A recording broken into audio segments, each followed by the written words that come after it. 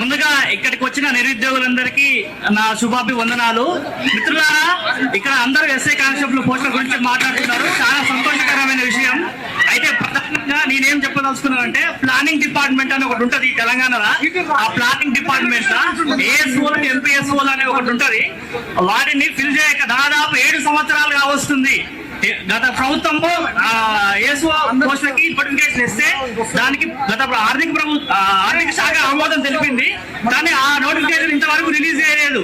ప్రధాన ఎస్ఐపిసి అభ్యర్థులు ఉండడం వల్ల వీటి అన్నిటి గురించి జీపీఓ పోస్ట్ ఉండడం వల్ల వీటి గురించి మాట్లాడుతున్నారు. ఇలాంటి ప్రభుత్వం పెట్టే పోస్టులు ప్రభుత్వం పెట్టే పథకాలు ఇట్లా ఏవైతే ఉంటాయో ఆ పథకాలు ఇంప్లిమెంట్ కావాలన్నా, మన రాష్ట్రంలో కరువు కాటకాలు ఉండొద్దన్నా, అలాగే రేపు జరగబోయే కులగణన జనగణన కూడా మన ఏఎస్ఓలు ఎంపీఎస్ఓల చాలా అతి ముఖ్యమైన పాత్ర పోషిస్తారు. ఎందుకంటే ఏఎస్ఓలు ఎంపీఎస్ఓలే ఈ జనగణన కులగణన చేయడానికి ఒక్క నిమిషం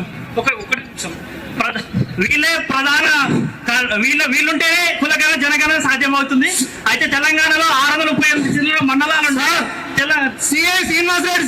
అంటే తెలంగాణలో 600 చిల్లర మండలాలు ఉంటే ఏఎస్ఓలు ఎంపీఎస్ఓలు 128 మంది ఉన్నారు. ఒక్కొక్క ఏఎస్ఓ 3 మండలాలకు పనిచేస్తున్నారు. సో